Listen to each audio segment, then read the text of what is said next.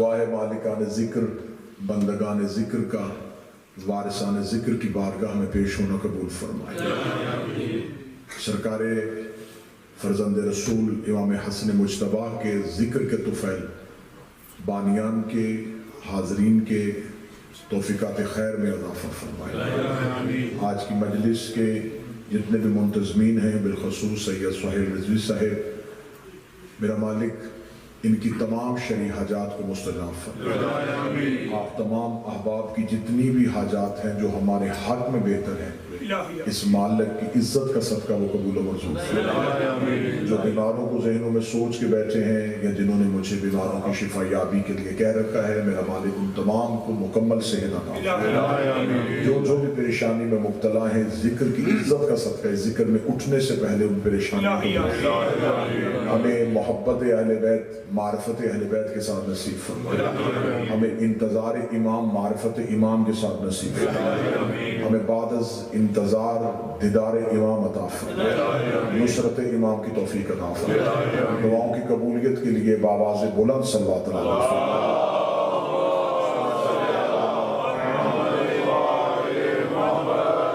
یقیناً مجھ سے پہلے ناظم منبر برادر ذی وقار سعادت کاظمی صاحب نے بھی کہا ہے کہ یہ درمیان میں جو جگہ ہے یہ بعد میں آنے والے لوگوں کے لیے مشکل ہوگی کہ وہ آپ کو پھلانگتے ہوئے یہاں تک نہیں پہنچیں گے۔ آج کا ذکر مخصوص و منصوب ہے اس شہنشاہ معظم کے ساتھ جو حسین کے بھی امام ہیں، جنہیں نواسہ رسول نہیں کہنا چاہیے، فرزند رسول کہنا چاہیے۔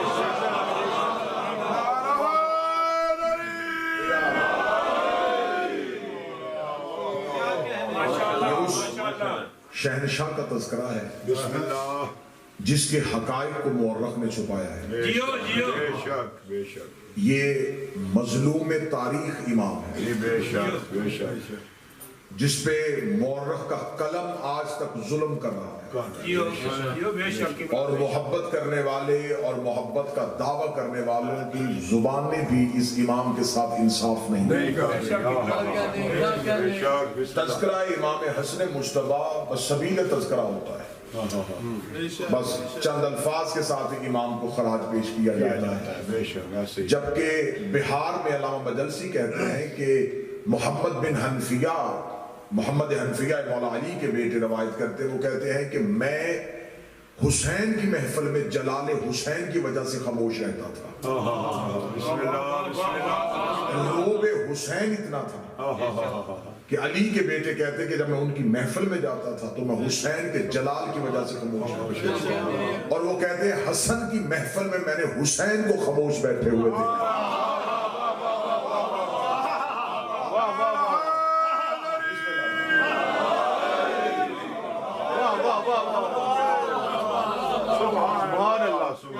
یہ میرے وہ امام ہیں جن کے لیے مورخ نے آج تک میری قوم کے بچوں کو بھی اس غلط فہمی میں مبتلا رکھا کہ میرے مولا صلح پسند تھے، امن پسند تھے، اور امت میں اختلاف نہیں چاہتے تھے۔ میں اپنی ہر مجلس میں کہتا ہوں کہ امام حسن نے صلح کی نہیں، امام حسن سے صلح کی گئی تھی، اور امام حسین نے جنگ نہیں کی تھی، امام حسین سے جنگ کی۔ اہل بیت یہ رسول کی اہل بیت ہے، اور اس مولا کے لیے رسالت باپ کی حدیث معتبر اسناد کے ساتھ قبلہ آصف ولیتی صاحب میری خوش قسمتی تشریف فرما ہے، اور میری پاکستان کی ایک معروف عزادار خاندان کے چشم و چراغ میری مراد آغا صاحب شیر شاہ کے فرزند ارجمند محفل میں تشریف فرما ہے۔ ان دو ہستیوں کی موجودگی میں لفظ کہہ رہا ہوں، معتبر اسناد کے ساتھ یہ حدیث نقل ہوئی کہ رسول نے فرمایا حسن منی، حسین منی والی حدیث تو آپ نے اکثر سنی ہے، حسن منی وانا من الحسن، حسن مجھ سے ہے اور میں حسن سے ہوں۔ عربی زبان کا قبلہ تشریف فرمائے ایک قاعدہ اور کلیہ ہے کہ جب ہم کسی بھی زبان میں، اردو میں، فارسی میں یا انگلش میں، ہم کسی چیز کو مثلا میں یہ کہنا چاہوں نا یہ میری کتاب ہے، تو مجھے اس کتاب کو اپنی کہنے کے لیے میرا علیحدہ کہنا پڑے گا. کتاب میری کتاب. اگر اس کو فارسی میں کہیں گے تو کتاب من, انگلش میں کہیں گے تو مائی بک. لیکن جب عربی میں کہا جاتا ہے تو عربی میں علیحدہ لفظ نہیں ہوتا. عربی میں جو لفظ ہے, جو چیز کا نام ہے, اس کے آگے ہی یہ کا اضافہ کر دیا جاتا ہے. تو اس سے یہ یا نسبتی کہلاتی ہے. اس کی وجہ سے اب رسول من سے ہوتا ہے. من کا مطلب سے. رسول کہتے ہیں منی, مجھ سے.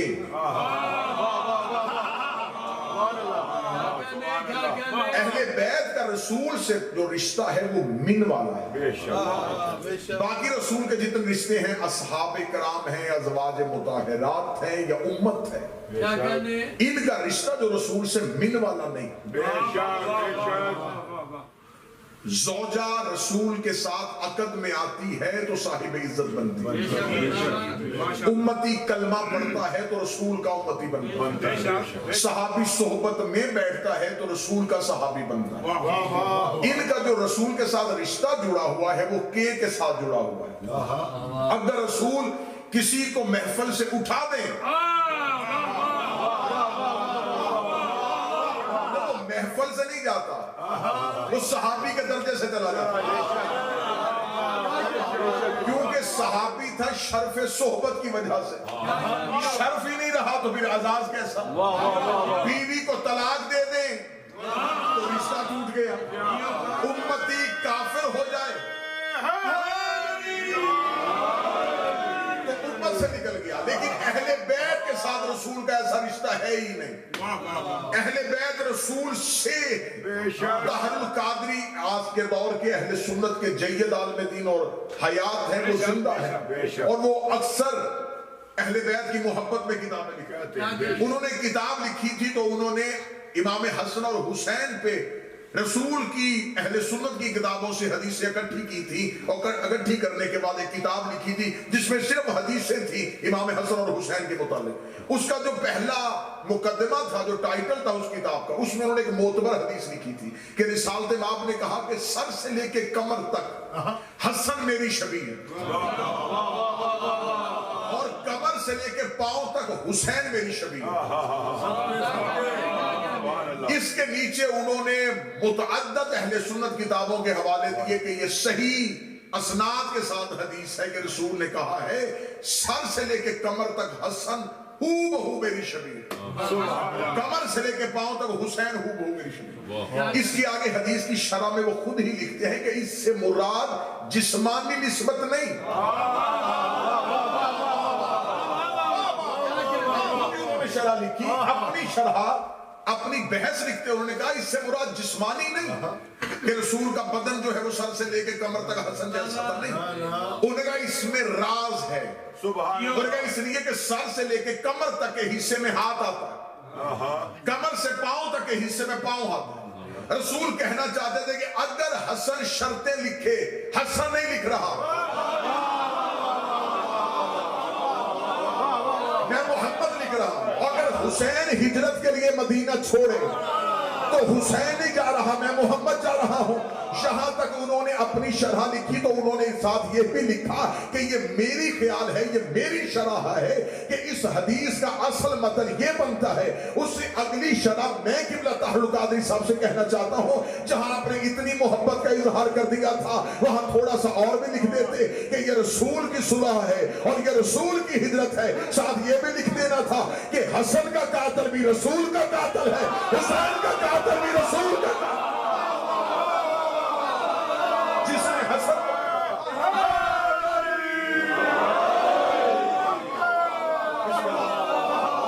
40 ہجری میں امیر المومنین کی شہادت ہوتی ہے اور 40 ہجری میں شہادت اور وصیت امیر المومنین جو تھی, مولا نے ایک تو وصیت اپنی اولاد ساری کو کی اور ایک وصیت صرف مولا حسن اور حسین نے.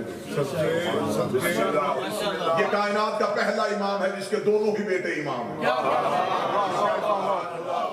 ورنہ ہر امام امام باقی اولاد کو وصیت الگ کرتا ہے اور جس نے امام بننا ہو اسے وصیت الگ کرتا ہے، کیونکہ راز امامت اگلی حجت کے سوا کوئی سمجھ نہیں سکتا۔ یہاں دونوں اماموں کو سامنے بٹھا کے مولا امیر المومنین نے ایک مشترکہ وصیت کی کہ جب مجھے غسل اور کفن مکمل ہو جائے اور تابوت بنا لو تو میرے تابوت کو ایک اونٹ پہ سوار کر کے شہر سے باہر لے جانا، سامنے سے ایک شخص آئے گا، وہ تم سے اس اونٹ کی مہار مانگے گا، بغیر شناخت پوچھے مہار دے دے۔ یہ راز امامت تھا جو حسنین کے حوالے مولا حسن اور حسین بابے کا تابوت اونٹ پہ لے کے جا رہے تھے، سامنے سے وہی نقاب پوش آیا، حکم امام کے مطابق مہار ہاتھ میں دی، ہاتھ میں دے کے 7 قدم پیچھے ہٹنے کے بعد حسن بول کے میں بتا تو کون ہے؟ اتنا کہنا تھا، یہ نقاب پوش نے کہا بابا نے وصیت کی تھی کہ بغیر شناخت کے پوچھنا، تو میں جب وصیت کی تھی تب وہ حجت تھے، اب میں حجت ہوں۔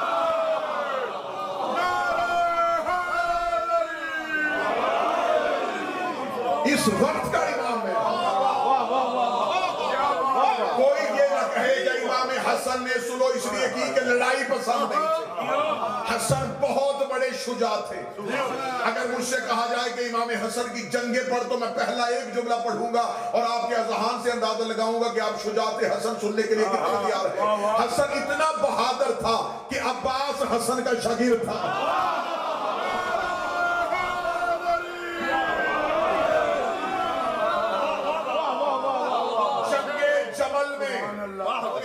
امیر المومنین نے اپنے بیٹوں کو وصیت کی تھی اور مورخ نے جیسے جنگ جمل کی پہلی صبح لکھی ہے، میرا دل چاہتا ہے کہ میں اسی انداز سے آپ کو جنگ جمل کی پہلی صبح سناؤں۔ وہ کہتا جنگ جمل کی پہلی صبح یہ تھی کہ سفیدی سحر طلوع ہو چکی تھی اور سورج بادلوں کی آغوش سے سر اٹھانا چاہ رہا تھا، اور علی نے مسلح سے سر کو اٹھایا، علی نے اپنے خیمے کا پردہ اٹھایا، پردہ اٹھا کے علی نے ٹیلے پہ کھڑے ہو کے میدان جمل کا اندازہ لگایا، جمل کا اندازہ لگا کہ علی نے دیکھا کہ میدان میں ایک اونٹ کھڑا ہے اور ارد گرد 30,000 کا لشکر ہے۔ امیر المومنین نے اپنے خیمے کا پردہ اٹھانے کے بعد کہا مجھے اندیشہ ہے جیسے موسیٰ کے جانے کے بعد سامری کے بچڑے کی پوجا ہوئی تھی، اس اونٹ کی پوجا ہونی شروع ہو جائے گی۔ یہ کہہ کے علی اپنے گھوڑے کی زین پہ آئے۔ اگلا منظر بڑا خوبصورت لکھا ہے، اس کا جیسے ہی علی اپنے خیمے سے گھوڑے کی زین پہ سوار ہوئے تو علی کے ادھر 11 بیٹے عباس ابن عبد المطلب کے چل رہے تھے،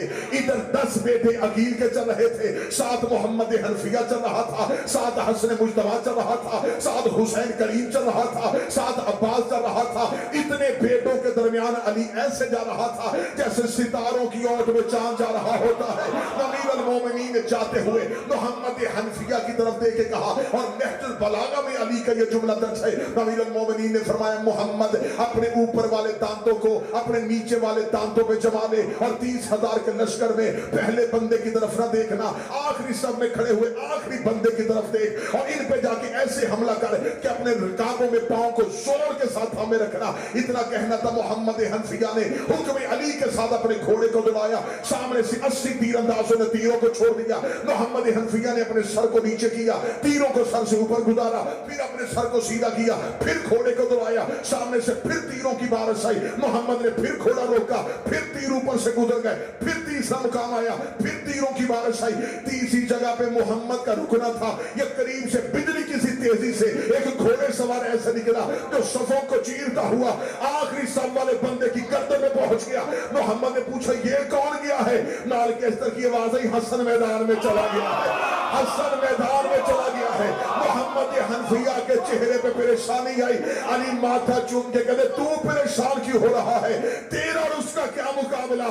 تو علی کا بیٹا ہے، وہ محمد کا بیٹا۔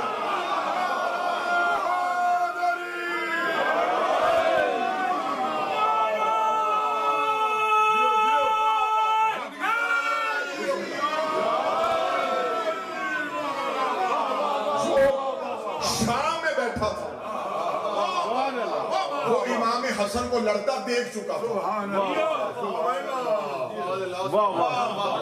اس نے کاغذ قلم محبت میں نہیں بھیجا، اسے خبر تھی حسن میدان میں آ گیا،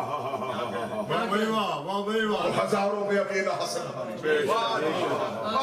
سفین یہ لڑنے آیا تھا، یہ جو صلح کی شرطیں لکھوا رہا تھا یہی سفین لڑنے آیا، اور اس نے پہلے پہنچ گیا تھا سفین، اور اس نے آ کے فرات کا ایک گھاٹ جو ہے اس پہ قبضہ کر لیا تھا، اس پہ پہرا کر کر۔ امیر المومنین کا لشکر جب سفین میں پہنچا تو سپاہیوں نے آ کے کہا کہ مولا سفین کے گھاٹ پہ قبضہ ہو چکا ہے۔ امیر المومنین نے یوں میدان جنگ کا معائنہ کرتے ہوئے جب دیکھا نا کہ فرات کا ایک کنارہ پورا اس کے قبضے میں، امیر المومنین نے صرف اتنا کہا کوئی ہے جو ان سے گھاٹ خالی کرے۔ امیر المومنین نے صرف اتنا کہا تھا کوئی ہے، حسن نے گھوڑے پہ زین رکھی،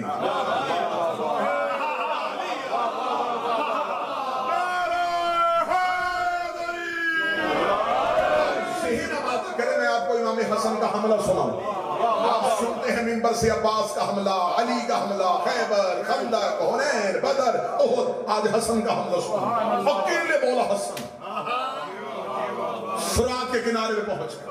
مورخ کہتا ہے کہ آج حسن کے لڑنے کا انداز یہ تھا کہ علی کو پتا چل گیا کہ حسن چلے گئے، امیر المومنین اپنے بیٹوں کے ساتھ یوں اپنی پیشانی پہ ہاتھ رکھ کے اپنے حسن کی جنگ دیکھ رہے تھے۔ کتابیں کہتی ہیں یوں فرات کا کنارہ ہزاروں کے لشکر نے قبضے پہ لیا ہوا تھا، مولا امام حسن مجتبیٰ چہرے پہ نقاب لے کے گئے، اور چہرے پہ نقاب لے کے جو ہی فرات کے کنارے پہ پہنچے، کتاب کہتی ہے کہ امام حسن نے اپنی تلوار کو کلائی کے ساتھ گھمایا نہیں، حسن نے اپنی تلوار کو ایسے رکھا جیسے صراط مستقیم ہوتی ہے، اور حسن فرات کے کنارے گھوڑا دوڑاتے جا رہے تھے، سر گرتے جا رہے تھے، گھوڑا چلتا جا رہا تھا، سر گرتے جا رہے تھے۔ جب متعدد سر گر چکے تو سامنے سے عمر بن عاص نے کہا رک جاؤ، اس سے جنگ نہ کرنا، یہ علی آ گیا ہے، یہ علی کا کوئی بیٹا آ گیا ہے، یہ علی آ گیا ہے، یہ علی کا کوئی بیٹا آ گیا ہے۔ ادھر علی کے لشکر میں خبر پہنچ گئی کہ حسن چلے گئے ہیں۔ کتابیں کہتی ہیں مالک اشتر نے گھوڑے پہ زین نہیں رکھی، ننگے گھوڑے کی پشت پہ مالک بھاگ کے سوار ہوا اور اپنے گھوڑے کو دبایا، اور مولا حسن کے قدموں پہ ہاتھ رکھا، مالک نوکروں کے ہوتے ہوئے آپ کیوں آ گئے؟ مولا نے فرمایا بابا نے کہا تھا کوئی ہے، اور حسن نہیں چاہتا بابا حسرت کرے اور حسن پوری نہ کرے۔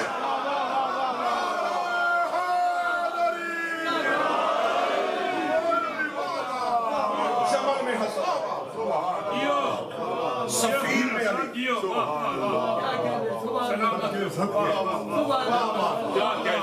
شام والا تخت پہ بیٹھا ہوا حسن، اس نے کاغذ قلم بھیجا کہ شرطیں آپ لکھیں، جنگ تو یہی میں مولا جیت گئے، کاغذ قلم اس گھر سے آیا ہے جنہوں نے محمد کو نہیں دیا تھا۔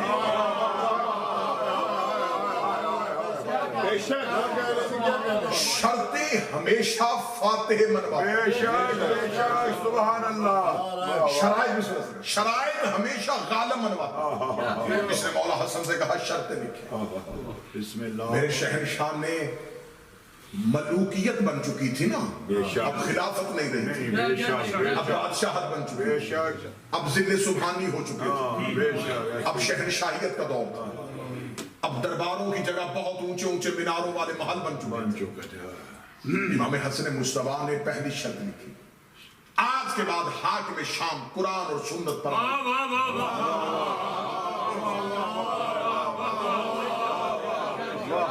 یہ شرط نہیں تھی، یہ ملوکیت کا قتل تھا۔ میرا خیال ہے 1 سال بھی امام حسن لشکر لے کے جنگ لڑتے اتنا واضح نتیجہ نہ نکلتا۔ یہ امام حسن نے شرط کے وار کے ساتھ چہروں سے نقاب اٹھا دیا، آج کے بعد قرآن اور سنت پر عمل کرے گا۔ آج تک مورخ اس شرط کو بنی امیہ کے دور میں بھی مٹا نہ سکتا۔ جتنے پڑھے لکھے اہل سنت علماء ہیں، اس میں بہت مفصل بحث کی تھی، ہمارے شہر فیصل آباد کے ہوتے تھے مولانا اسحاق، اہل حدیث کے آگے انہوں نے تو پورے لیکچر جو ہے وہ یوٹیوب پہ ریکارڈ کروائے ہوئے اس ایک ٹاپک اسی عنوان میں۔ جتنا پڑھے لکھے احباب ہیں جو پڑھ لکھ جاتے ہیں انہیں سمجھ کہ امام حسن کی شرط کی پہلی صلح نے ملوکیت کا بالکل آج کے بعد تو قرآن اور سنت پر عمل کرے. اگر وہ عمل کرتا تھا تو اس نے کیوں کہا کہ یہ شرط کیوں لکھی گئی ہے؟ پوری بنی بنائی ملوکیت کی دیوار حسن نے زمین پہ گرا دی کہ ایک تخت اور تاج کے لالچ میں اس نے شرط تسلیم کر لی اور یہ بھی نہیں مانا کہ یہ کتنی بڑی جنگ ہار گیا. کہ اس کا مطلب ہے کہ نہ یہ قرآن پہ عمل کرتا تھا. دوسری شرط مولانا فرمایا آج کے بعد کوئی خطیب منبر پہ علی پر تبرہ نہیں کرے. بسم اللہ سنیے گا سمجھئے گا بسم اللہ. یہ آج کی مجلس میں اس ایک بات میں تھوڑی روشنی ڈالوں. بسم اللہ. میری قوم کے بچوں کو جن کو ہمیں آج کے اس مذہب کو ان کی نسلوں تک پہنچانا ہے ان کے ذہنوں میں پہنچانا ہے. 70 سال مسلسل منبروں پہ سب و شتم ایسے خزانوں کے منہ کھولے گئے تھے کہ جو زیادہ سب و شتم کر کے آتا تھا اسے اس کے حساب سے درہم و دینار دیا گیا لالچ دیا گیا. آج 2021 میں ہمارے ملک پاکستان میں ایک ہی آواز کی جا رہی ہے کہ شیعہ احباب کو چاہیے کہ منبر سے تبرہ نہ پڑھیں. یہ ہے یا نہیں ہے؟ کچھ ہمارے مہربان کہتے ہیں کہ دیکھیں ماننا چاہیے, ہمیں خاموش رہنا چاہیے, ہمیں ان کے بزرگوں کی عزت اور احترام کرنی چاہیے. ہم یہ معاہدہ کر لیتے اگر تم حسن کی شرط مان لیتے.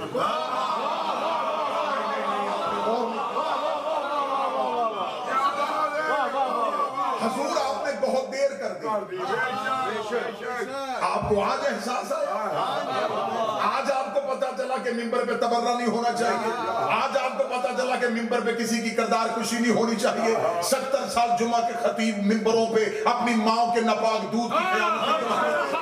وہ مولوی مر گئے, علی آج بھی زندہ ہے. وہ ممبر ٹوٹ گئے, علی آج بھی زندہ ہے. وہ بادشاہ قبروں کے جہنم میں چلے گئے, علی آج بھی زندہ ہے. جاؤ آج پوری دنیا میں جا کے دیکھ لو, تمہیں تاریخوں کی کتابوں سے علیحدہ نکل کے دیکھو. جاؤ پوری دنیا میں جا کے بتاؤ, مجھے بتاؤ یزید کی قبر کہاں ہے, مجھے بتاؤ حجاج کی قبر کہاں ہے, مجھے بتاؤ عمر بن عاص کی قبر کہاں ہے, مجھے بتاؤ وہ متوکل کہاں گیا, مجھے بتاؤ وہ ہارون رشید کہاں گیا, مجھے بتاؤ وہ مامون رشید کہاں گیا, مجھے بتاؤ وہ معتصم باللہ کہاں گیا, مجھے بتاؤ وہ اتنے بڑے بڑے اموی حکمران جنہوں نے سروں کی کھوپڑیوں کے مینار بنائے تھے, جنہوں نے انسانی لہو کے گارے سے دیواریں کھڑی کی تھی, آج ان کی قبریں بھی ویران ہو گئی. آج ان کی قبروں کا بھی کسی کو نہیں پتا.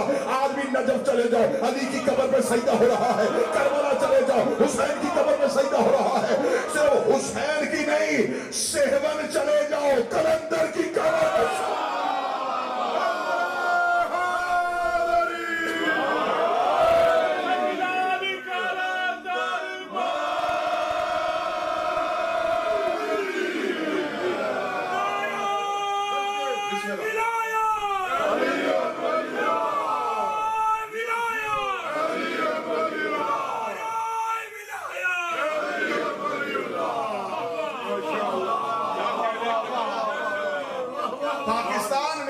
لوگوں کو یہ قانون بنانے میں بڑی جلدی ہے. جتنی دیر تک تو میں پاکستان میں تھا ممبروں سے جواب بھی دیتا رہا اور واضح طور پہ بھی کہتا رہا کہ اگر آج آپ کو قانون بنانے کی جلدی ہے کہ جو صحابی کی توہین کرے اسے سزا ہونی چاہیے, تو یہ قانون پھر 2021 سے نہیں بنے گا.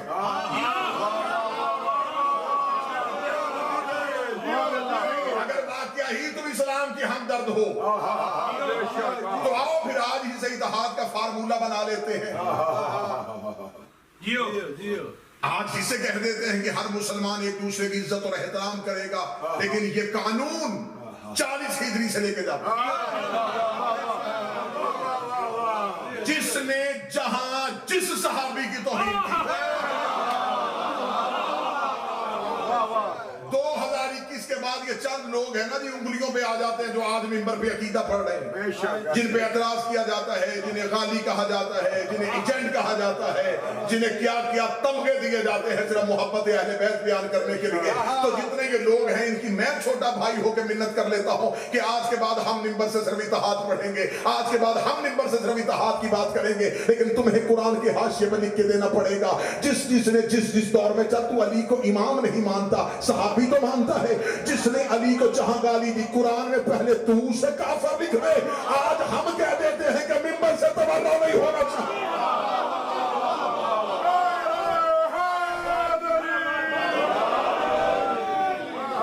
लेकिन गुस्ताखों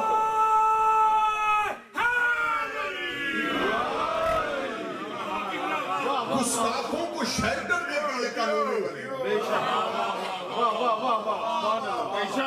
हमसे उम्मी किरदारों की इज्जत की तवक्को न रखना। हमसे नहीं होगी उमैया के लोगों की इज्जत। जिन्होंने खुल के रसूल की खानदान से दुश्मनी मिंबरों से अली के खिलाफ ज़ुबान बोली। मौला ने फरमाया आज के बाद कोई खतीब मिंबर पे ना बोले। उठाओ ये तख्त और ताज मेरे बाप की जूती का सदका है।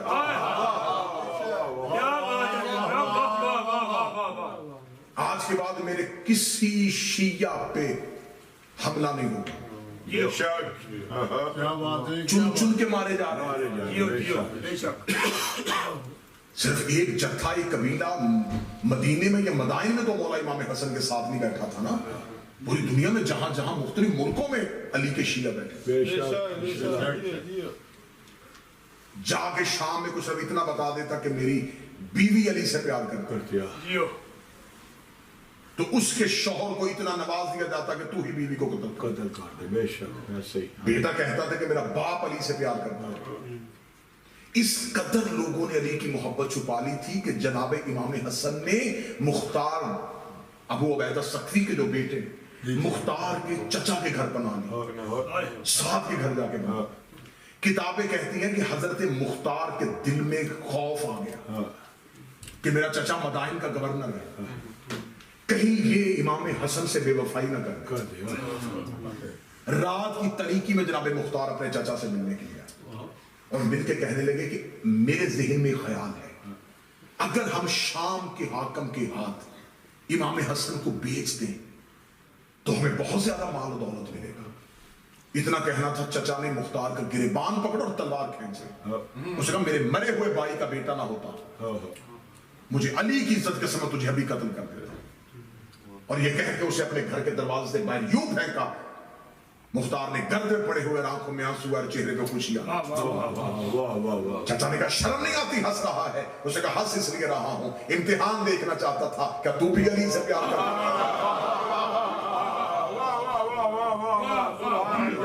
मुख्तार जैसा शख्स अपने चचा पे एतमाद नहीं करता। ये दौर था कि घर के अंदर मां बच्चों के सामने अली का नाम नहीं लेती। अब बताएं कि इस दौर में अगर इमाम हसन सिर्फ मदीने को महफूज करते तो दुनिया के शीयों को महफूज किसने करना? तीसरी शर्त मेरे मौला ने लिखवाई अपने मानने वालों के तहफ्फुज की। सुभान अल्लाह। इनको तो मानने वालों के तहफ्फुज के लिए गलत वजू करा के लोगों को बचाया। तरीके वाक़ियात तो दोहराए नहीं जा सकते। कैसे कैसे इन्होंने शीयत का तहफ्फुज किया है, किस किस तरीके से किया है। और आप क्या समझते हैं कि आज आप लावारिस हैं? बिल्कुल नहीं। मेरे शहंशाह फरमाते मैं एक लम्हे के लिए तुमसे नजर उठा लूं, लोग तुम्हें दरिंदों की तरह खाते फरमाते तुम्हारा इमाम है जो तुम पे साया किए हो। आप क्या समझ रहे हैं कि जिस दौर में आज भी शाम का हाकम जिंदा है, खजाने आज भी बांटे जा रहे हैं, बेशक फितना गरी आज भी हो रही है। मदीने से कुछ लोगों ने आके मौला अमीरुल मोमिनीन से कहा जी कि आप हमें नमाज तरावी क्यों नहीं पढ़ाते? तो उन्होंने फरमाया मैं वो नमाज वो बिदअत नहीं करना चाहता जो मैंने मोहम्मद में नहीं देखी। इन्होंने कहा ठीक है तो हम तो पढ़ना चाहते हैं। इमाम हसन ने दुर्रे मार के इनको मस्जिद से निकाला और ये लोग शाम में जाके कहने लगे अली हमें नमाज नहीं पढ़ने देता। اور شام میں مشہور کر دیا گیا کہ علی نماز نہیں پڑھتے. یہ فتنے کا دور ہے. بے شک اتنی فتنہ گری ہو چکی ہے. کل والی مجلس میں میں نے مکمل محرکات مکمل تفصیلی انداز میں پڑھے تھے پیروی کی مجلس میں کہ جعلی حدیثیں جسے کہا جاتا ہے کتاب میں فتنہ وضع حدیث, اتنی جعلی حدیثیں گڑ دی گئی تھی, اتنی جعلی حدیثیں گڑ دی گئی تھی کہ 2300 حدیث اکیلے حاکم شام کے لیے نبی کی ایک بیوی سے نقل کر لی تھی. اللہ اکبر. اور انہیں کہہ دیا گیا کاتب وحی, اور مسلمان ہوئے وہ مکہ میں. فتح مکہ کے بعد آیتیں آئیں کتنی تھی.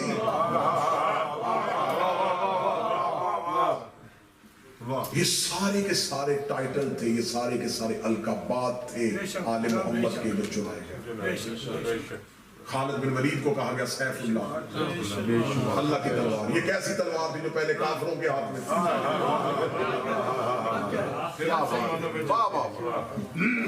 مالک بن نویرہ کا قاتل بے دردی کے ساتھ نبی کے ساتھ. علی کا ایک نوکر عبداللہ بن مسعود اس کو حاکم شام نے اپنے دربار میں لا کے چھڑیوں کے ساتھ مارا, زخمی کر دیا, ہڈیاں ساری توڑ دی, بوڑھا صاحب گر گیا. گر کے کہنے لگا, اور ان کی بیٹا کوئی نہیں تھا, ان کی صرف 7 بیٹیاں تھیں. یہ قریب آ کے کہنے لگا کیا میرا تجھے علی سے محبت کر کے, اب تیرے بعد تیری بیٹیوں کا کیا بنے گا. عبداللہ بن مسعود نے سر اٹھا کے کہا میری بیٹی علی کے حکم کے ساتھ رات کو سورہ واقعہ پڑھ کے سوتی ہیں, تو ان کا رزق بند نہیں کر سکتا. اس نے قریب کھڑے ہو کے کہا, اس نے کہا میں تجھے قتل کرنا چاہتا ہوں لیکن پوچھنا چاہتا ہوں تو میرے ہاتھ سے کیسے مرنا چاہتا ہے. عبداللہ بن مسعود نے سر اٹھا کے کہا جیسے 12ویں کے دور میں تو میرے ہاتھ سے مرنا چاہتا ہے.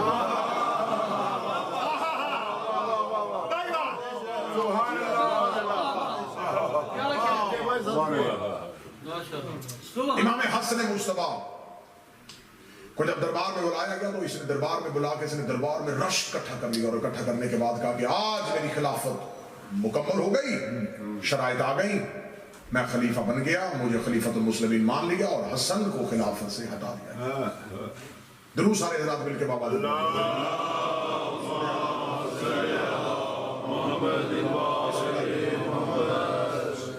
بارے دیگر بلند تر صلوات.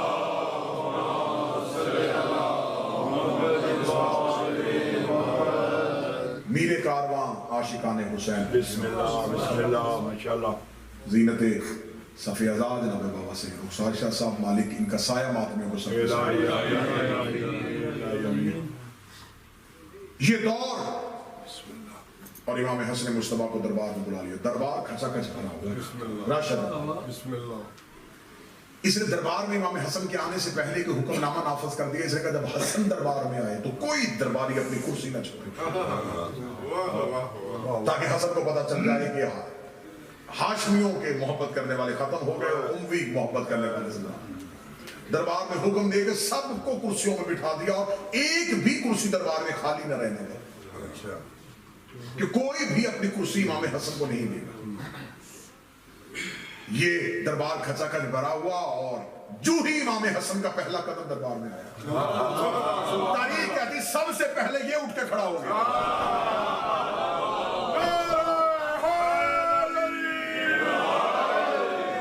بعد میں لوگوں نے پوچھا تو نے تو کہا تھا کسی نے نہیں اٹھنا, تو کیوں اٹھ کے کہا؟ اس نے کہا مجھے حسن کے پروردگار کی قسم. جب حسن دربار میں آیا تو حسن کے پیچھے ایک آگ کا دیو آ رہا تھا جس کے ہاتھ میں آگ کا تازیانہ تھا. وہ میرے قریب آیا اور مجھے کان سے پڑھا, اٹھ دیکھ نہیں رہا حسن آ گیا ہے.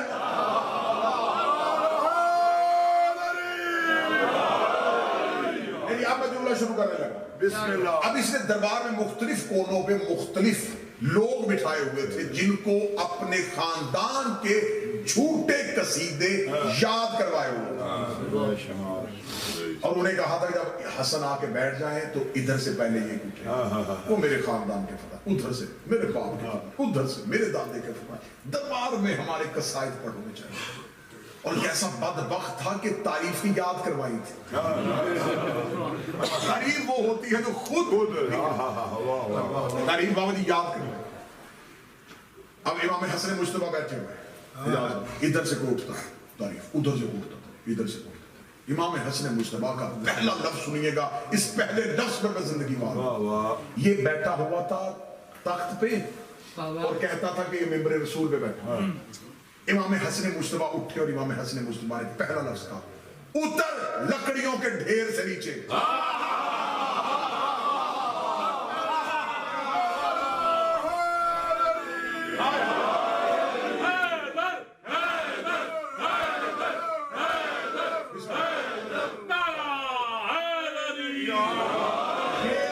یقیناً علی ہی کا بیٹا کہہ سکتا تھا۔ دربار دشمن کا، سپاہی دشمن کے، کھچا کھچ بھرا ہوا دربار، اور امام حسن کہہ رہے اتر لکڑیوں کے ڈھیر سے نیچے۔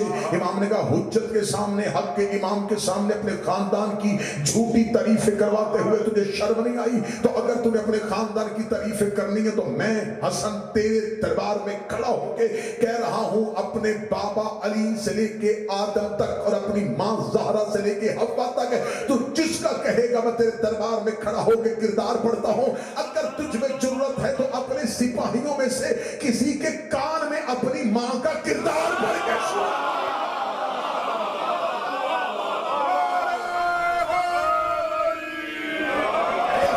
خاندان کے لوگ کسی کے کان میں اپنی ماں کا، میں اونچی آواز میں پڑھتا ہوں، تو اونچی بھی نہیں، کسی کے کان میں اپنی ماں کا کردار پڑھ گیا۔ قبلہ میں آپ سے دعا لینے لگا، اس نے کہا اچھا حسن ہم چپ رہتے تو بول۔ امام حسن نے کہا پھر میں اپنا تعارف کرواتا ہوں، محمد و ضمیری، علی و امیری، حسین و وزیری، جبریل و فقیری۔ محمد میرے ضمیر کا نام ہے، علی میرے امیر کا نام ہے، حسین میرے وزیر کا نام ہے، جبریل میرے فقیر کا نام ہے۔ یہ کہنے کے بعد امام حسن چند قدم آگے بڑھے، بڑھ کہتے میں ذریت ابراہیم ہوں، میں نسل اسماعیل ہوں، میں شجرہ طیبہ کا ثمر ہوں، میں زمزم کا بیٹا ہوں، میں صفا کا بیٹا ہوں، میں مروہ کا بیٹا ہوں، میں ہاشم کا بیٹا ہوں، میں عبد المطلب کا بیٹا ہوں۔ حاجیوں کو پانی ہم پلاتے ہیں، بھوکوں کو کھانا ہم کھلاتے ہیں، قحط کے دور میں تم میرے گھر سے رزق لیتے تھے۔ یہ کہنے کے بعد امام حسن چند قدم اور آگے بڑھے، آگے بڑھ کے کہنے لگے میں ابراہیم کا بیٹا ہوں، میں اسماعیل کا بیٹا ہوں، اور پھر میں ہی ابراہیم کو آگ سے بچانے والا ہوں،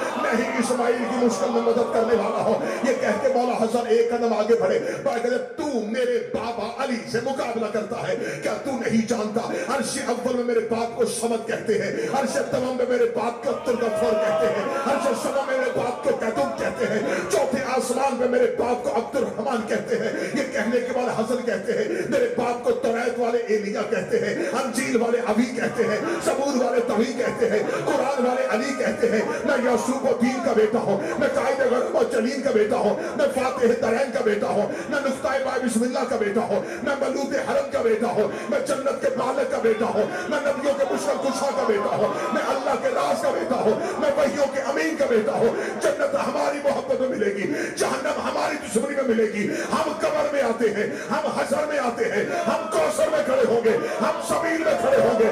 ہماری محبت ہی قیامت والے دن امتوں کو فائدہ دے گی۔ یہ کہنے کے بعد بالکل اس کی آنکھوں کے سامنے جا کے امام حسن اس کے سینے پہ ہارا ہے، مقابلہ مجھ سے کرتا ہے، میں اس کا بیٹا ہوں جو معراج کے پردے میں ادھر بولا تھا، اور میں اس کا بھی بیٹا ہوں جو معراج کے پردے میں ادھر بولا۔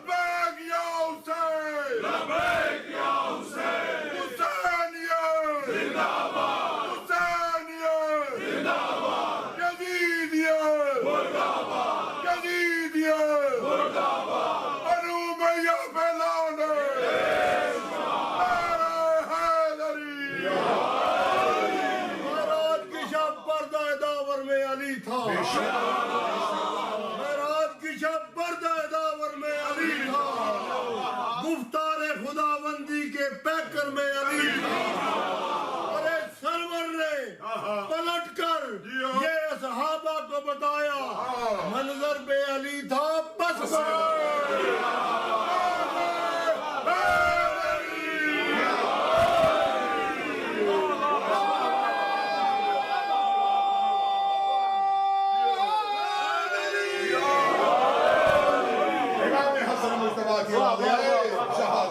تناقضو، تمہارا دعویٰ ہے کہ تم علم کے مناروں کے جیسے ہو.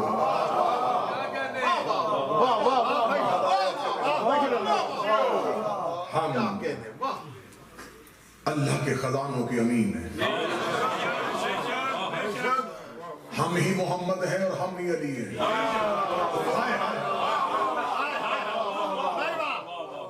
دربار دشمن کا فضیلت حسن کی بیان ہو گئی. اسے کہتے ہیں جادو وہ جو سر چڑھ کے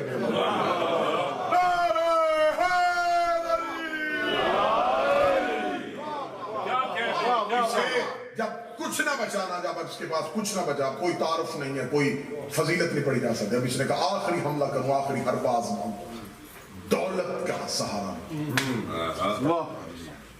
نوکروں سے کہنا دیکھ نہیں رہے فرزند رسول آئے ہیں، جاؤ خزانے لے کے آؤ.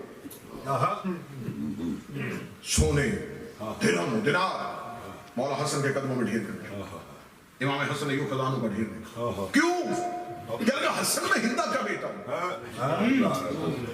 جب نے سنا کریم اٹھے، دربار سے باہر نکلے، گلی میں ایک تاجر علی سے محبت کرنے والا گزرا. اس نے دشمن کے دربار میں حسن کو دیکھا، آگے قدموں پہ ہاتھ رکھا. مولا آپ اس کے دربار میں کیوں؟ اس نے یوں قدموں پہ ہاتھ رکھا. مولا حسن کی آواز آئی وہ خزانہ اٹھا لے. جب کہنا خزانہ اٹھا لے، اس نے جاتا ہوا خزانے کا نبی کے ہاتھ میں دیکھا، کہنے لگا حسن رک پہلے خزانہ تو دیکھ. میں چپ ہے، میں فاطمہ کا بیٹا ہوں.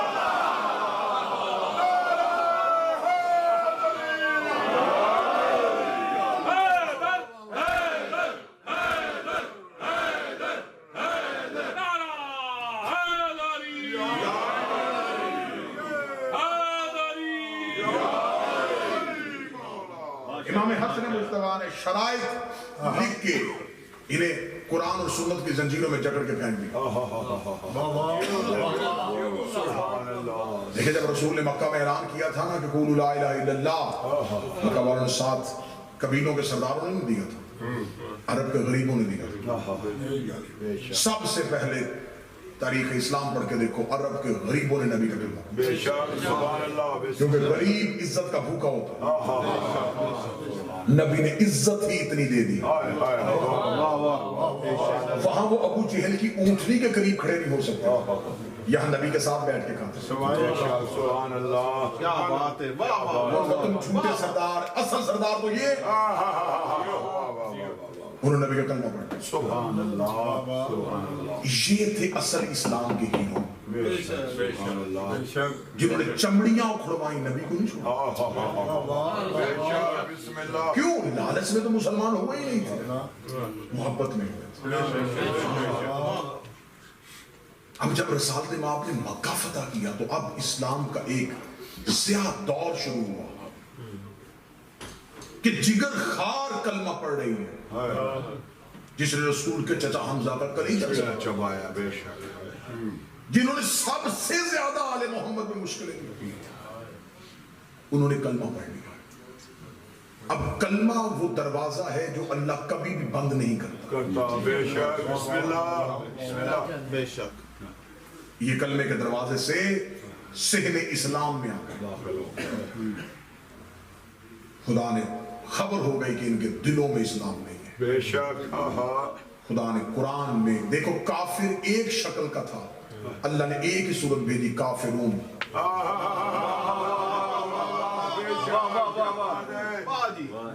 مسلمان کی شکل ایک ہوتی، خدا ایک صورت بھیجتا، مسلمون. خدا نے مسلمانوں کے لیے 2 صورتیں علیحدہ علیحدہ بھیجی، مومنون.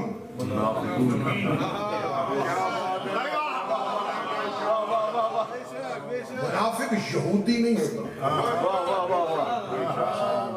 منافق مسلمان بیٹھا مسلمانوں میں ہوتا، بالکل ایسے ہی جیسے طوطا سبز پتوں میں بیٹھ جائے.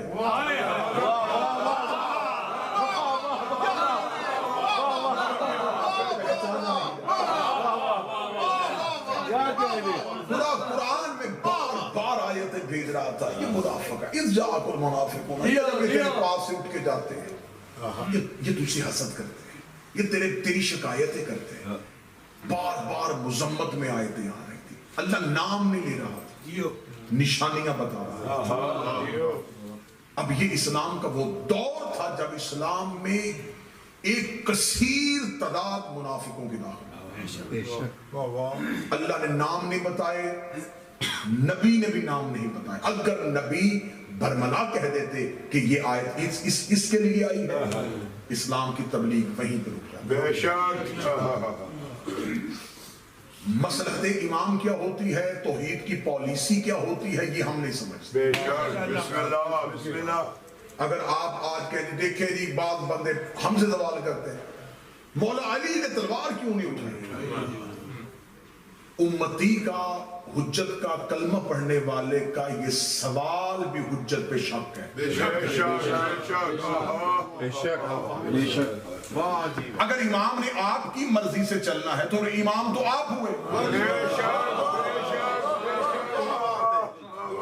ہم کہتے ہیں آگے چلنے والا. کیا بات.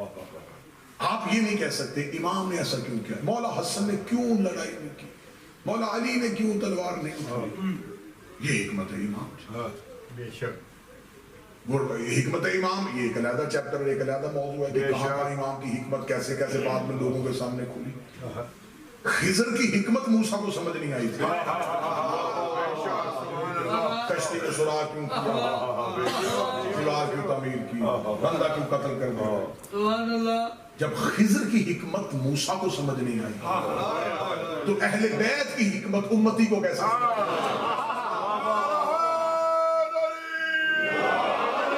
بس آخری جملوں کے قریب ہو گیا. اب یہ منافقت اسلام میں داخل. رسول یہ پورا جمع غفیر لے کے چلتے چلتے چلتے اسلام کو لے آئے 10 ہجری تک. بسم اللہ. یہ 10 ہجری تک اسلام کا آنا میرے صاحبان, میری قوم کے نوجوان, یہ آسان نہیں تھا. 40 سال مکے کی محنت. بے شک. بسم اللہ بسم اللہ. اور عام محنت نہیں, پتھر کھائے, بے شک. سوشل بائیکاٹ بے شک. 3.5 سال شیب ابی طالب میں نبی کے خاندان نے پیاسے اور بھوکے گزارا. اتنی مشکلیں, اتنی مصیبتیں, اور اب اسلام کا پودا جوان ہوا. سبحان اللہ. اسلام کا پودا جوان ہو رہا تھا. رسول نے 10 ہجری تک جہاں تک اسلام کو لے کے آنا تھا. ماشاءاللہ. بسم اللہ. خدا نے کہا کہ اب ہمیں اسلام میں کچھ صفائی چاہیے. اب ہم تھوڑا سا اسلام میں مومنون اور منافقون کو الگ. رسول نے کہا کیسے کریں گے, ان کے ساتھ لڑائی کروں, جنگ کرواؤں, کیسے کروں. خدا نے کہا تلوار تو نے اٹھانی نہیں, نہ مجھے اٹھانی نہیں. سبحان اللہ. واہ واہ. تو غدیر میں منبر بنا.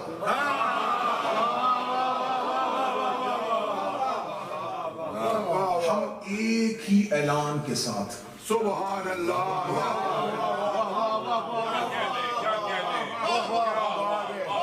سبحان اللہ. اور آج تک وہ اعلان چل رہا ہے.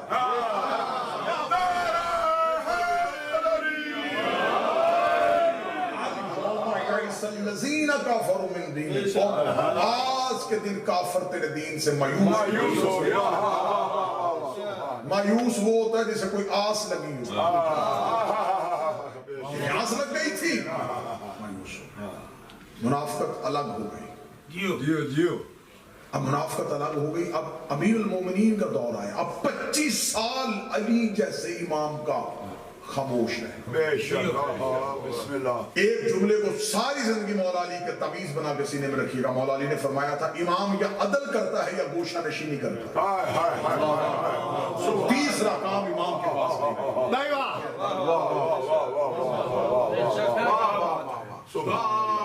امام یا عدل کرے گا یا گوشہ. سبحان اللہ. سبحان اللہ. امام امت کو اپنی نظروں سے ہٹا دیتا ہے. لوگوں نے کہا کہ علی نے گھر کا دروازہ بند کر لیا. اس کو اس انداز میں پڑھا کرو. علی نے دروازہ, اپنا دروازہ بند کیا تھا, اپنا نہیں بند کیا. علی نے امت کے لیے اپنے دروازے کو بند کر دیا. جاؤ ٹھوکریں کھاؤ.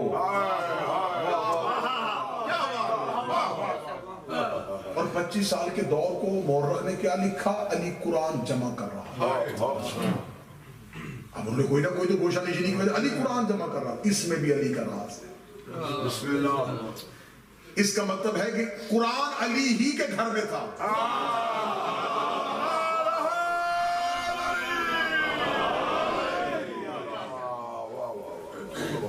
آج تک قرآن ترتیب نزولی کے اعتبار سے. ہاں جی بے شک. آج بھی سارے مسلمان مانتے ہیں جیسے نازل ہوا تھا ویسے نہیں ہے. جو سب سے پہلی آیت آئی تھی وہ قرآن کے سینٹر میں پڑی. سب سے پہلے اقرا بیس میں قرآن کی آیت آئی. وہ کہتے ہیں نزولی اعتبار سے نہیں، ترتیب نزولی کے اعتبار سے. مولا علی نے جو قرآن جمع کیا تھا وہ نزولی اعتبار سے تھا. ہم تحریف قرآن کے قائل نہیں. بے شک. کوئی یہ بکواس ہے، یہ الزام ہے کہ شیعہ کہتے ہیں ہمارے 40 سپارے. ہم تحریف قرآن کے قائل نہیں. لیکن جو علی قرآن دربار میں لے کے آئے تھے نا جمع کر کے، اللہ فرمایا تھا تخت پہ بیٹھ گئے ہو یہ قرآن میں نے جمع کر دیا. یہ بالکل آیت ہے اس اعتبار سے جیسے علی ہم تمہارا قرآن نہیں. امیر المومنین نے اپنی ابا کو اپنے اوپر کیا، فرمایا پھر میرے آخری بیٹے تک اس کو دیکھو گے بھی نہیں.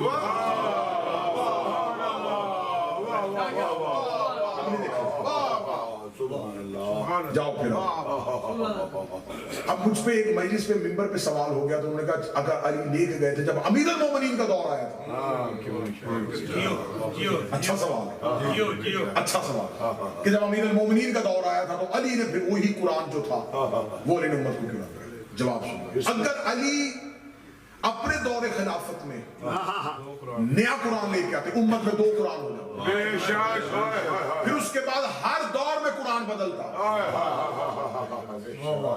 جیسے آج تورات اور انجیل اصل حالت میں نہیں ملتی، آپ کو قرآن کے نسخے بھی اصل حالت میں نہیں ملتے. امت کے قرآن 2 نہ ہوئے وجہ علی ہے.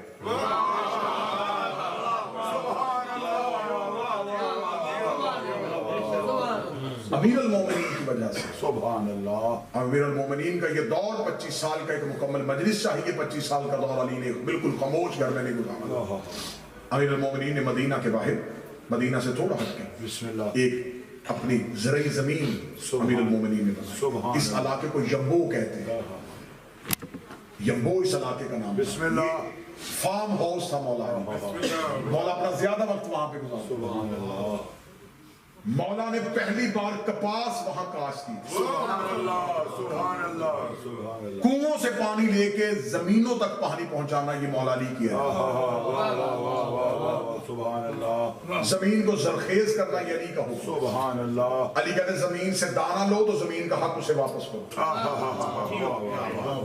کیا بات. یہ مولا علی نے پہلے کپاس کاشت ہی نہیں ہوتی تھی، پہلی بار علی نے کی تھی. یہ وہی کپاس تھی جو علی کے گھر جاتی تھی اور وہی روئی سیدہ کاٹتی اور چادریں بناتی تھی. یہ اسی کپاس کی روئی کا بنا ہوا رومال تھا جو آج بھی حر کے ماتھے. سبحان اللہ. 24 کنویں مولا علی نے اپنے ہاتھوں سے کھودے. سبحان اللہ. جس میں ایک کنواں صرف بیچا گیا تھا. 23 کنویں آل محمد کی ملکیت. سبحان اللہ. امیر المومنین مسلسل یمبو میں رہتے تھے، زمینیں زرخیز کرنی، زمینوں کی کاشت کرنا. سبحان اللہ. اور وہیں پہ امیر المومنین بکواس ہے مورخ کا یہودی کے باغ میں مزدوری. جو مزدوری کرے وہ حاکم کا غلام ہو جاتا ہے اور امام کبھی بھی امت کا غلام نہیں. علی اپنے ہی باغ میں مزدوری.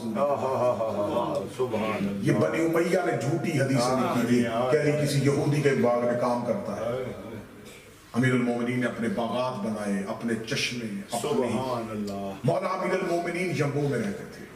یہ وہی یمبو تھا کہ جب 63 ہجری کو سادات واپس آئے تو پھر جب شب خون مارا گیا تھا مدینے میں تو آل محمد مدینے میں محلہ بنی ہاشم میں نہیں تھے، یمبو والے گھر.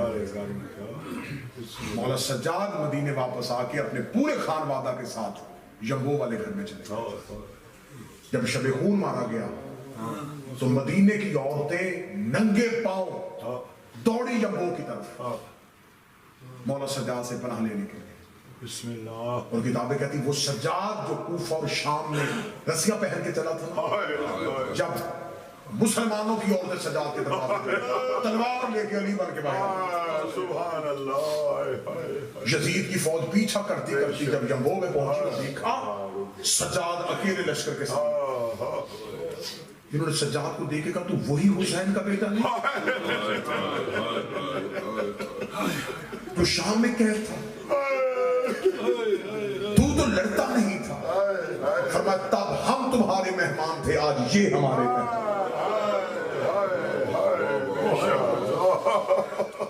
हसन जैसे इमाम को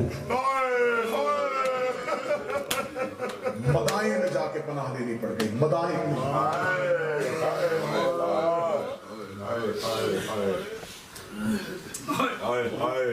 मानने वालों का दावा करने वाले, जो मैं नहीं कहूंगा वो शिया नहीं थे, वो मौला हसन के मानने वाले थे ही नहीं, खवारिज थे जो एक लालच के साथ लश्कर के साथ 10,000 का लश्कर था साद बिन उबैदुल्लाह का, जिसने मदाइन के बाहर जाके मौला हसन से पूछे बगैर लश्कर साजी करके पड़ाव डाल दिया था कि मैं हाकिम शाम से जंग करूंगा, और उधर से तीर के साथ खत बांध के दीवार पे फेंका गया, दरख्त के साथ मारा गया। 7 खत आए और 7 खतों में कहा कि हम तुम्हें 1 लाख दिनार देंगे, तो हसन का लश्कर छोड़। इसने 1 लाख दिनार में अपना सौदा किया। 10,000 का लश्कर लेके ये हसन को तन्हा मदाइन में छोड़ के चला गया। पीछे 4,000 बच गए। अजब नहीं था कि हसन पे हमला हो जाए। अली के बेटों ने हसन के घर को, हसन के खैमे को घेरे में ले लिया। हसन का तहफ्फुज बनाया अली के बेटों ने। मुसल्ले पे थे मेरे मौला हसन। जब उम्मत ने नीचे से आके मुसल्ला खींचा,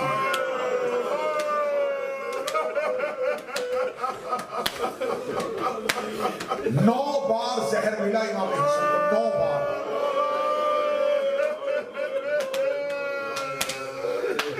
आज इमाम हसन को ऐसे रोना जैसे हुसैन की हसरत। सदा तो पहले सदा 1 बार नहीं 9 बार जहर मिला।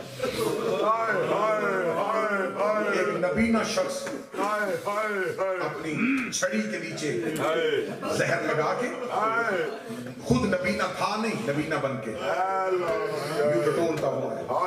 मौला हसन मुसल्ले पे, इसने हसन के पांव पे आके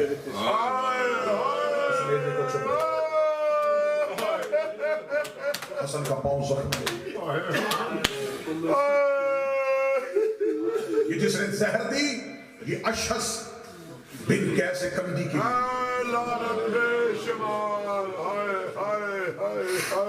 इस मलौना के 2 भाई थे, मोहम्मद बिन अशहस, इसहाक बिन अशहस।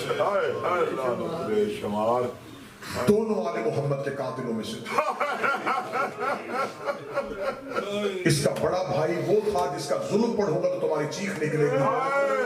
ये वो मलौन था जिसने मुस्लिम के चेहरे में तमाचा मारा था।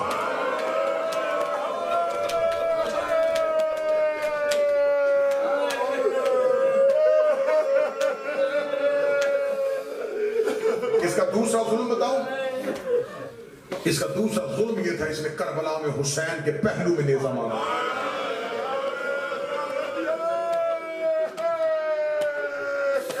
इसका तीसरा जुल्म बताऊं तो हाय जरूर कहना, ये वो मलाउन था जिसने ज़ैनब का औन घोड़े से गिराया।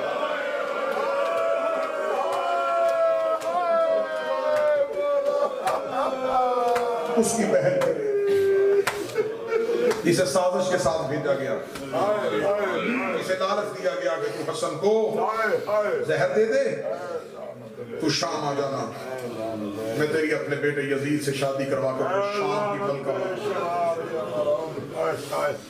ये मलौना बाद में शाम गई भी थी, तो उसने ये कह दिया था कि जब तू हसन जैसे इमाम से वफा मेरे बेटे से क्या करेगी,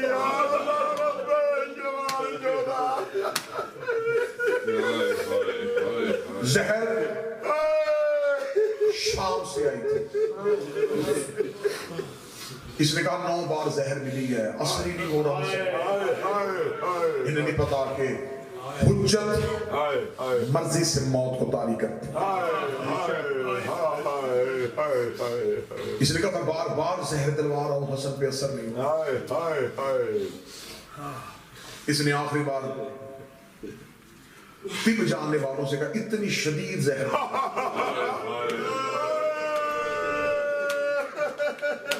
کہ اب کی بار حسن بچے نہ.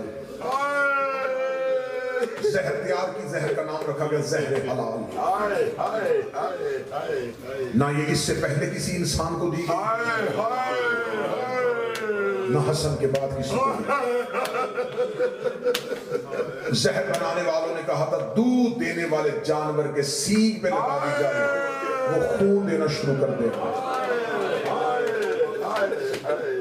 دریا میں اس کا ایک دن کا پھینک دیا جائے تو آپ بھی جانور مر جائیں. اس نے وہ زہر محمد کے نفیس بیٹے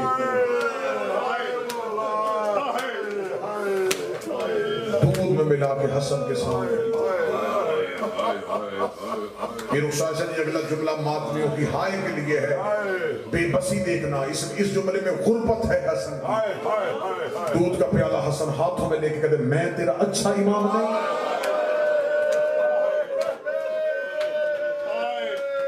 میں تیرا اچھا امام نہیں.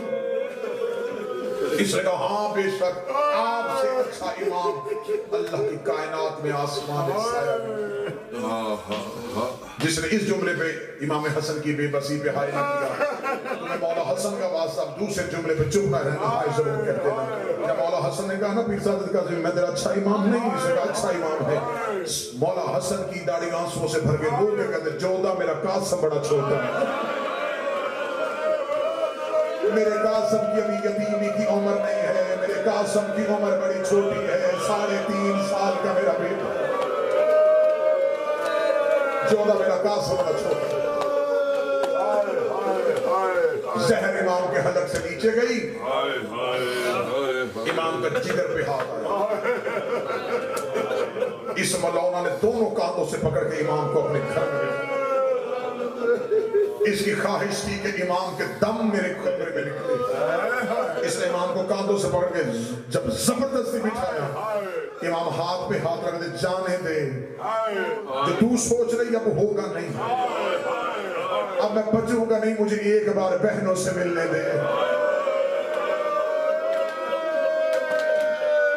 آدھی رات مدینے کی گلیاں, محمد کا بیٹا کبھی اس دیوار سے کبھی اس دیوار سے روتا روتا فروا کے دروازے پہ آیا. بی بی فروا کا دروازہ بند تھا. امام حسن دروازے پہ ہاتھ رکھ دے, قاسم کی ماں دروازہ کھول. اتنا کہنا تھا, بی بی فروا نے تڑپ کے دروازہ کھولا. جب دیکھا حالت کیا ہے, جناب حسن کا امامہ کھلا ہوا ہے, گریبان چاک ہے. رو کے کہتی مولا آپ کی حالت کس نے بنائی؟ رو کہتے مجھے چھوڑ میرا قاسم جگا. جب امام حسن کو زہر ملی, جناب قاسم کی کتنی عمر تھی جتنی کربلا میں حسین کی سکینہ کی عمر تھی. 3.5 سال کا قاسم ماں نے اٹھایا, بابے کے سینے پہ لٹایا. قاسم رو کے کہتا اماں تو نے مجھے گرم ریت پہ کیوں سلا دیا؟ ماں رو کہتی لال جا, گرم ریت نہیں, بابے کا زخمی سینہ ہے. قاسم بابے کا ماتھا چوم کے کہتا بابا تیرا سینہ اتنا گرم کیوں ہے؟ امام حسن رو کہتے قاسم میرا سینہ چھوڑ, پھپھی کے دروازے پہ جا, اسے جا کے بتا بابے کو زہر مل گئی ہے. اتنا کہنا تھا, جناب قاسم بابے کے پاؤں پہ ہاتھ دے, بابا مجھے موت کی اطلاع نہیں دینی آتی. امام حسن کی آواز ہے قاسم میرے قریب آ. قاسم کا امامہ اتارا, قاسم کا گریبان پھاڑا, آستین نے الٹ کے مدینے کی ریت قاسم کے سر پہ ڈالی. رو کہتے بتانا نہ تیری حالت دے کے پہچان, تیری حالت دے کے پہچان جائے گی تو یتیم ہو. قاسم ایک بات کا خیال رکھنا, اگر میری زینب سو رہی ہو اسے جگانا نہ. نماز شب کے لیے اٹھے گی علی کی بیٹی, جو مسیح میں رو رہے روتی آنکھوں سے ایک دعا پہ آمین ضرور کہہ دینا. میرے اللہ کوئی بہن سو رہی ہو, اسے بھائی کی موت کی اطلاع نہ ملے, आराम कर रही थी बिस्तर पे अली की शहजादियां। या कासम आधी रात मदीने की गलियां, कभी आस्तीने देखता, कभी फटा हुआ गिरेबान देखता। कासम ज़ैनब के दरवाजे पे, दरवाजा बंद नजर आया। कासम ने रोते रोते अपना सर बीबी के दरवाजे पे रखा। आहिस्ता आहिस्ता कहता, अम्मा दरवाजा खोल, बाबे को जहर मिल गई है। अम्मा दरवाजा खोल, भाई चंद लम्हों का मेहमान है। अली की बेटी तड़प के बिस्तर से उठी, रो के दी, अम्मा फिजा चराग रोशन कर। फिजा रो के कदी, बीबी अभी नमाज शब का वक्त है। रो के दी, मैंने ख्वाब देखा है, मेरी माँ का पहलू से हाथ उठा हुआ है, कब्र मोहम्मद की फट गई है, मस्जिद नबवी के मीनार गिर गए हैं। अम्मा दुआ कर मेरे हसन को खैर हो। बीबी फिजा ने दरवाजा खोला, कासम की पेशानी तहलीस पे आई। फिजा रो के कदी, बच्चे कौन है जो सुबह सुबह हमारे दरवाजे पे आ गया? आवाज आई, अम्मा पहचान। फिजा रो के कदी, माँ कुर्बान हो जाए, मेरा अमीर कासम। रो के कहता, अमीर कासम नहीं, तेरा यतीम कासम। अचरो को अम्मा माँ ज़ैनब को जगा। अली की बेटी की आवाज आई, कलसूम। उजड़ गए और मेरे पेट के घर का चिराग बुझ गया। अल्लाह ना करे, अल्लाह ना करे, खाकम बदहन, कोई भाई मर रहा हो, बहन करीब न जाए। मरते हुए भाई बहनों से देखे नहीं जाते। इधर मौला हसन की हालत क्या है, जिगर के टुकड़े कट कट के बाहर आ रहे हैं। इधर जिगर के टुकड़ों का बाहर आना शुरू हुआ। मौला हसन की आवाज है, कासम की माँ जब मेरी ज़ैनब आए, मेरे जिगर के टुकड़े छुपा लेना। इधर जनाबे फरवा ने तश्त पे चादर डाली, ज़ैनब का हाथ कांधे पे आया। रो कर छुपाना, मैं हाथों पे लेने आई हूँ।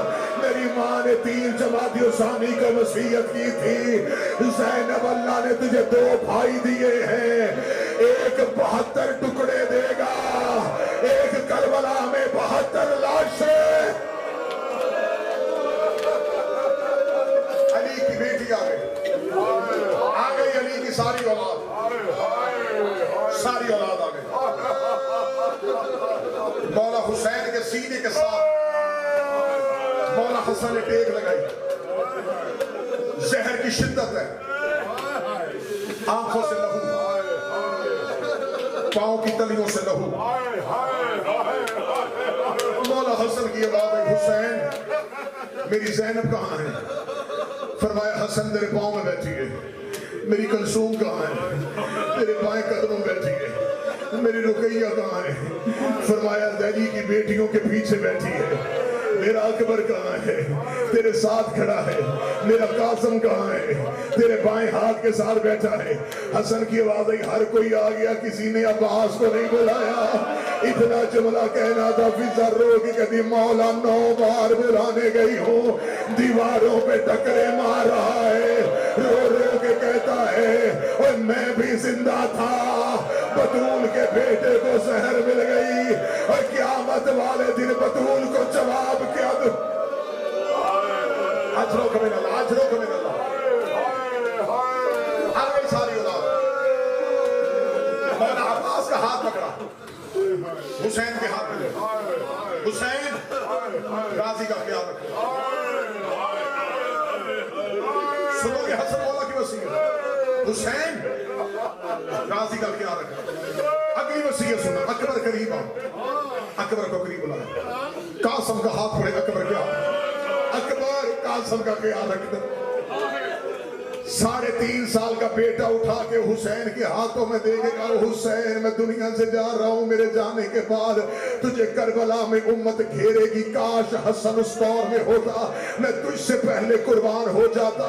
मेरा कासम यतीम समझ के नजरअंदाज न करना, मेरे कासम को मैदान में जरूर भेज देना। हसन रो के कहते, हुसैन मैं वादा करता हूं, उम्मत कहती है कि हसन ने लड़ाई नहीं की थी, करबला में मेरा कासम ऐसे लड़ेगा, हर लाश उठेगी, मेरा कासम इकट्ठा करना पड़े। मेरे कासम की लाश नहीं उठेगी। जो मौला कासम की मेहंदियां मनाते हो, सारी کو وصیت ہے.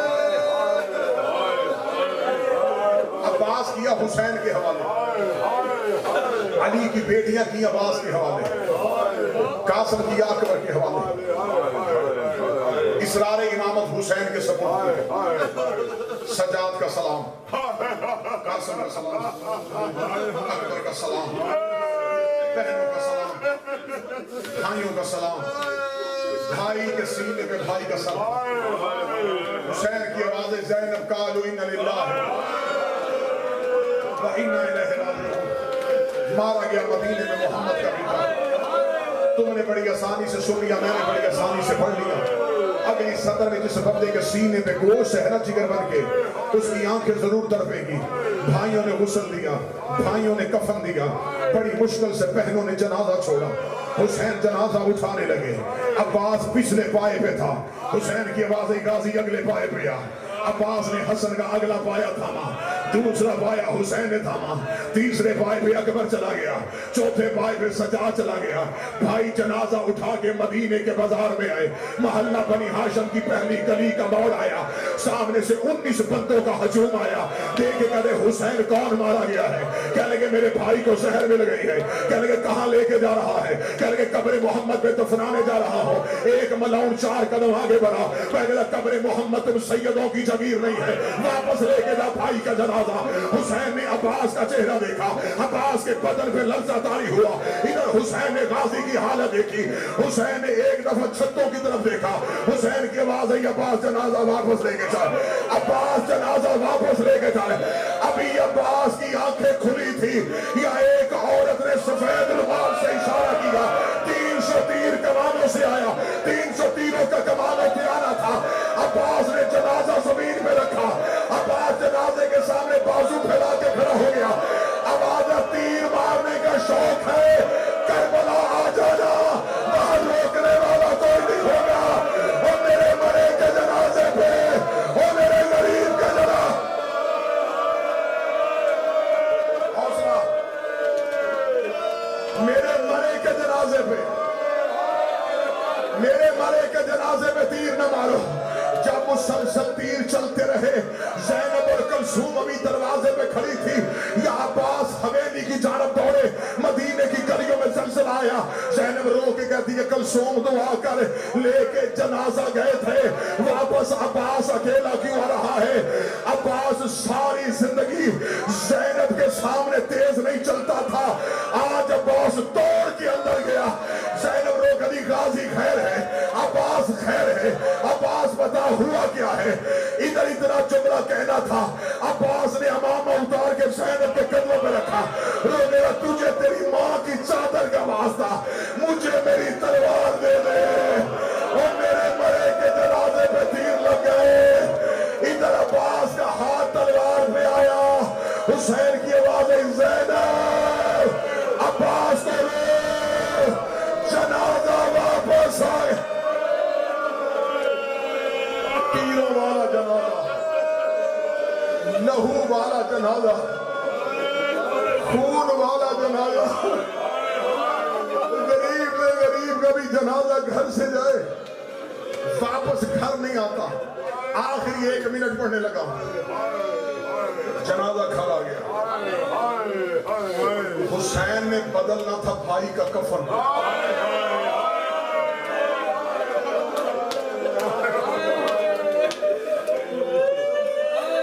جنت سے جبریل جنت کا کفن لے کے آیا تھا. اس کے مصطفیٰ نبی نے کیے تھے 5 حصے, ایک اپنا رکھا, 4 بیٹی کو دے دیے. حسین کی آواز ہے زینب کفن ہے. اب اللہ جانے گلیوں میں ماتم کرو گے. ابھی زینب رو کے کہتی ہے 5 حصے تھے جو نانے نے جنت سے منوایا تھا. ایک نانا لے گیا, ایک ماں زہرا کو دے دیا, ایک باپ علی کو دے دیا, ایک میں نے حسن کو پہنا دیا تھا. حسین اب ایک ہے وہ تیرے حصے کا ہے. حسین کی آواز ہے میرے حصے کا کفن لا. بھائی کے گلے میں بائیں ڈاگری, تو کیا پہنے گا؟ روکے گا مجھے کفن کی ضرورت. ہائے حسن کہے جو رونے کے لیے آیا ہے, جسے خبر ہے کہ آج جنازہ اٹھنا ہے. کفن کی ضرورت نہیں پڑے گی۔ آخری جملہ میں ایسے چاہتا ہوں کہ چیخوں میں جنازہ اٹھے، محمد کی بیٹی راضی ہو۔ جیسے آباد گھروں سے جنازے اٹھتے ہیں ویسے زہرا کے گھر سے جنازہ اٹھنا چاہیے۔ ادھر حسن کا تابوت گھر میں پڑا تھا، ابھی تھوڑی دیر بعد جنازہ آئے گا نا، اس جنازے پہ دیکھنا اس میں لگے ہوں گے تیر، تم شبیہ تابوت میں تیر دیکھو گے۔ زینب دیکھ رہی تھی بھائی کے بدن پہ تیر، حسین کی آواز آئی، زینب کو حسن کا تیر نظر نہیں آنا چاہیے۔ روتی روتی حسین کے قریب آئی، رو کہتی علی کے سارے بیٹوں کو کہے حجرے سے جاؤ۔ حسین حسن کی میت چھپا رہے تھے، زینب رو کہتی نہ چھپا۔ حسن ایک دفعہ حسین بھائیوں کو لے کے گھر سے باہر جا۔ حسین رو کہتے زینب تیر کون کھینچے گا؟ رو کہتی تو کھینچنا اکبر کے جگر سے پرچی، تو نکالا اصغر کی آنکھ سے تیر، تو نکالا غازی کا تیر۔ حسن جانے زینب جانے، زینب روتی روتی حسن کے جنازے میں بیٹھی، بی بی نے نادی علی پڑھ کے پہلے تیر پہ ہاتھ ڈالا۔ زینب نے حسن کے جنازے سے تیر کھینچا، قبر محمد پہ آئی، رو کہتی اٹھ نانا قبر سے، تو کہا کرتا تھا حسن میرا امیر بیٹا ہے، حسین میرا غریب بیٹا ہے، ایک بار اپنے امیر کا جنازہ دے، پھر بتا تیرے امیر کا جنازہ ایسا، تیرے غریب کا جنازہ